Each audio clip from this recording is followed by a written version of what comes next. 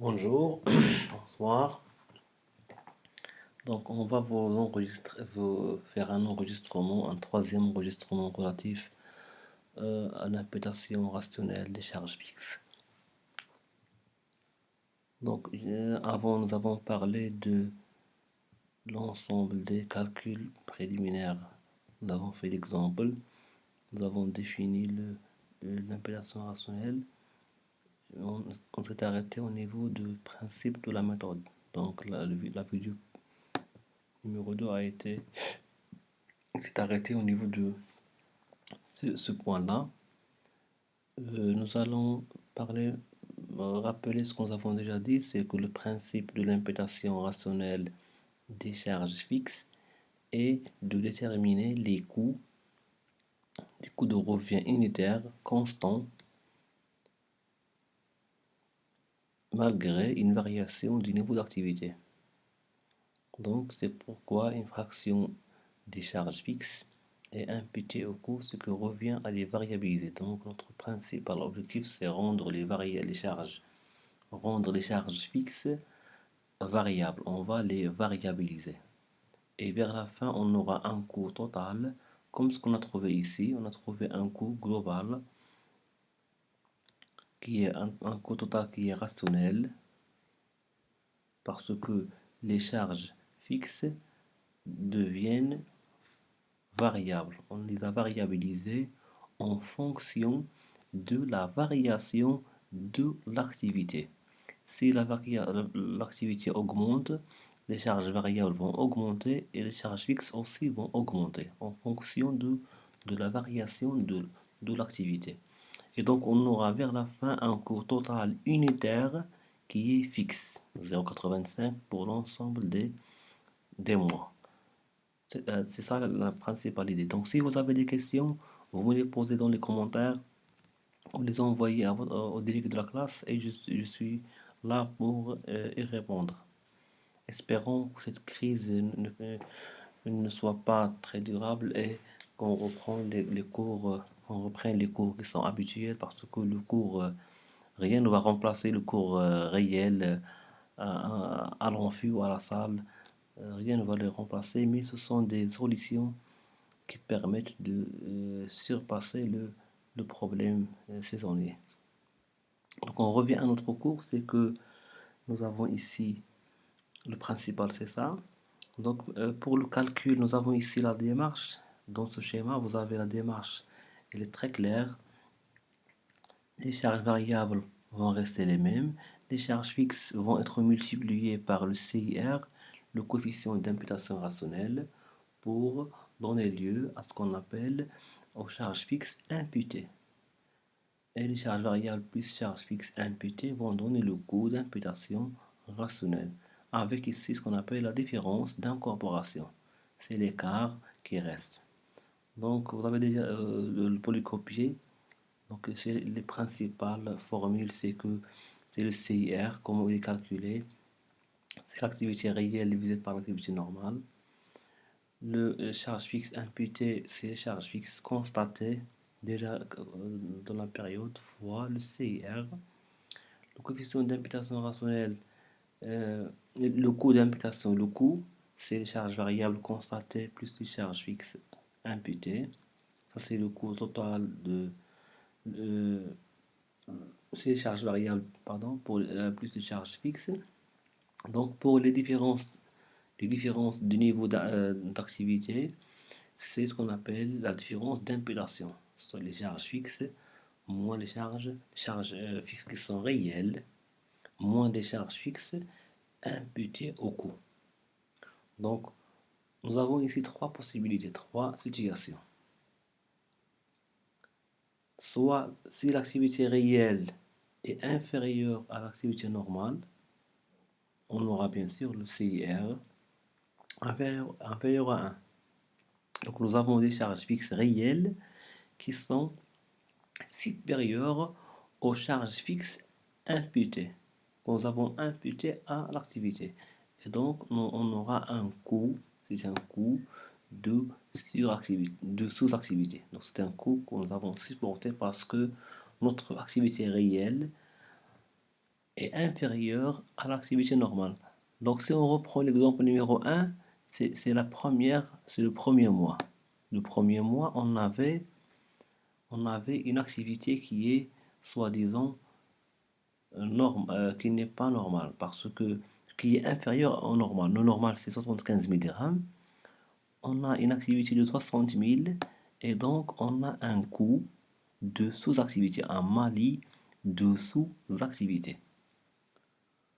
Pour le deuxième mois, nous avons égalité entre l'activité normale et l'activité réelle. Donc, on n'a on n'a rien à signaler, ni gain, ni perte de l'activité. C'est la deuxième possibilité. La troisième possibilité, c'est lorsque l'activité réelle, celle-là, elle est supérieure à la normale. Dans ce cas-là, nous avons un gain ou un bonus de suractivité.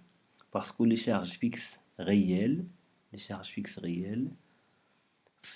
sont inférieures aux charges fixes imputées. Et donc le CIR est supérieur à 1. Supérieur à 1. Ça, c'est le cas de mars et d'avril. Ça, c'est en général tout ce qui est à dire par rapport au cours. Nous avons commencé, nous allons corriger ensemble, je vais corriger la série d'applications que vous avez déjà dans le polycopier. Donc, le premier exercice, le cas numéro 13. Une entreprise fabrique des éléments entrant dans la composition de moteurs électriques. Pour le quatrième trimestre, l'évolution des charges en fonction de la production prévue est la suivante. Vous avez la quantité produite, charge variable, ce qu'on appelle les charges variables ou les charges proportionnelles, et vous avez les charges fixes ou de structure. Donc vous avez le mois de septembre, le mois d'octobre, le mois de novembre. Vous avez pour chaque mois la quantité qu'on a produit, les charges variables et les charges fixes. Supposons que l'activité normale est de 3500 unités. Donc nous avons produit 3500 unités par mois et que le mois de septembre est considéré comme étant la période de référence. Donc ça serait 3500 de septembre, c'est l'activité qui est dite de référence. C'est l'activité dite normale. Pour le quatrième trimestre, l'évolution des charges en fonction de la production prévue est inchangée. Donc les charges fixes n'ont pas changé, 2800, 2800, 2800. Travail à faire, en utilisant l'annexe 1, calculer le coût de production total et unitaire, ainsi que le coût variable et le coût fixe unitaire. Donc qu'est-ce qui est demandé?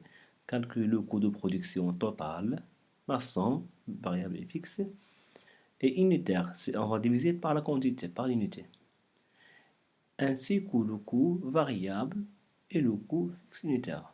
Effectuer des constats en ce qui concerne l'évolution des coûts. Donc nous allons essayer de faire quoi?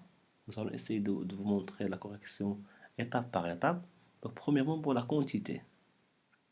Donc pour la quantité, vous avez ici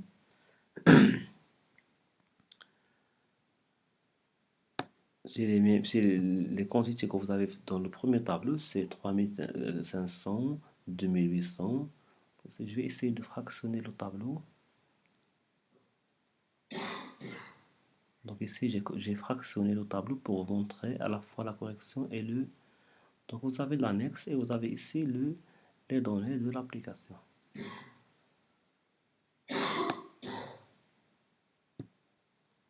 Donc vous avez ici le premier tableau qui permet de montrer les éléments en détail. Donc on va commencer par l'annexe. Donc vous avez septembre, octobre et novembre. La quantité réelle, l'activité normale pour l'ensemble des mois, nous avons dit c'est 3500. C'est la période, ce qui est constaté pour le mois de 3500. Ce sont les données de l'application. Les charges variables qui sont proportionnelles, ce qu'on appelle les charges variables, c'est les mêmes déjà que nous avons. C'est 8750, 7000 et 10 000, 62,5. les charges fixes réelles, donc les charges fixes ou de structure qui sont déjà constatées, les charges qui sont déjà constatées, c'est 2800 par mois, sont déjà données par l'application. Maintenant,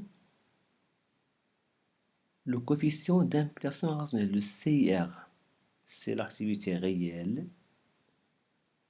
divisé par l'activité normale. Donc, on va diviser l'activité réelle, la production réelle, 3500 par 3500.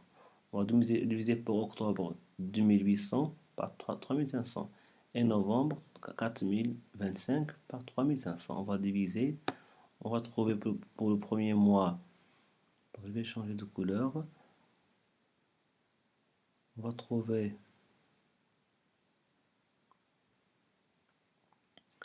1,15 pour avril, pour novembre, 0,8 pour octobre et 1 pour septembre. Les charges fixes, les charges maintenant fixes aux structures imputées, les charges fixes qui sont imputées. On va multiplier les charges fixes que nous avons ici par le CIR. 2800 par 1, 2800 fois 1, 2800 fois 0,8 et 2800 fois 1,15. Donc c'est ça le principe, c'est que les charges fixes, donc dans un mois pour lequel on a travaillé 3500 heures, on aura les mêmes charges fixes, 2800. Mais dans un mois pour lequel on n'a pas travaillé, on a travaillé moins, 2800 charges fixes, normalement on doit imputer seulement 2240, pas le... Donc par exemple, si on prend la conjoncture actuelle de coronavirus, les entreprises ne travaillent pas avec la taille maximale. Donc ils vont payer les charges fixes, mais logiquement, ils ne vont pas imputer dans le coût de production le total des charges. Parce que l'activité, durant cette période-là, elle est très faible. Il y a un grand problème de production, donc ils ne vont pas produire. Et donc, on va faire 2800 moins multiplié par 0,8. Ça, c'est le coefficient de l'imputation rationnelle. Alors que si l'activité saisonnière, l'activité pour un mois est très élevée, on arrive à produire, à travailler, on dépasse, avec ce 4025, on dépasse le normal. Les charges normalement qui doivent être imputées, c'est pas seulement 2800, mais un montant élevé, c'est 3280, 3220. Maintenant, la différence d'imputation, c'est les charges fixes. Les charges fixes réelles moins les charges fixes imputées. Donc, ce qui est réel, c'est 2800 moins 2800. Est-ce qu'on a des malus ou des bonus? Donc, bien sûr, on va voir le troisième mois, on aura bonus. Ça, c'est malus et ça, c'est rien. Donc, vous allez voir ici que nous avons un malus même si on a un plus. Bonus même si on a un moins. Parce que le bonus de suractivité, il est lié à notre... On a réalisé un gain. Les charges vont diminuer de 420 parce que on a incorporé 420 de moins. Nous avons déjà parlé de ça lorsqu'on avait parlé du coefficient d'imputation rationnelle. Lorsqu'on a parlé des trois situations qu'on avait, si on revient au cours, à la dernier schéma, nous avons dit que si on a l'activité réelle est supérieure à l'activité normale, on a un gain de suractivité. Donc les charges fixes réelles sont inférieures aux charges fixes imputées. Mais la différence d'incorporation, elle est négative. La différence d'incorporation, elle est négative. Alors que ici, la différence d'incorporation, elle est positive. Ça veut dire qu'on va ajouter des charges de 560. Donc ici, vous avez ici le coût de production total, qu'on appelle le coût de production rationnel, serait quoi? Serait le montant total des charges fixes, charges variables plus charges fixes imputées. Le coût de production unitaire, c'est... On va faire le rapport entre le coût de production total par notre activité réelle. Ça serait 3,3, 3,3 et 3,3. Vous allez remarquer que c'est le même le même coût unitaire. C'est notre objectif derrière tout ça, c'est rendre le coût total unitaire, le coût de production unitaire comme étant la même chose. Les charges variables unitaires, c'est diviser les charges variables par la quantité, ça serait bien sûr 2500, et les charges fixes imputées, ça serait aussi même principe. On va diviser le CFI, charge fixe imputée, par l'activité. Donc on aura 0,8, 0,8 et 0,8. Et ça c'est le total. 0,8 c'est 3,3 moins 2,5. C'est-à-dire nous avons deux manières. Soit on fait le coût total moins le coût variable, soit on fait le rapport entre le montant total par la quantité. Ça va donner le même montant. La conséquence à retirer cette application numéro 1, en ce cas, c'est que les coûts unitaires ne sont plus influencés par la variation du volume d'activité, puisque le coût de production unitaire rationnel est constant. Donc les coûts ne sont pas impactés par la variation, même si on a une variation du coût de l'activité, on a constaté que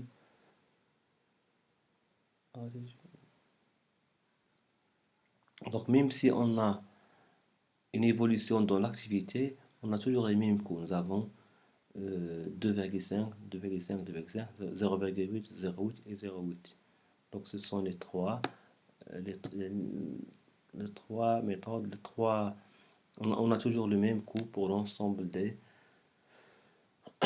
Donc le coût fixe unitaire, il est resté le même. Donc sans être impacté par la variation de l'activité. Donc je vous remercie pour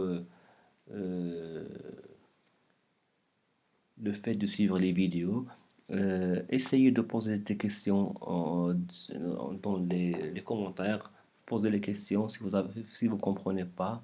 Essayez de faire vous-même les cas. Ils sont très faciles. Et après, suivez pour la solution pour trouver pour la comparer avec ce que vous avez fait.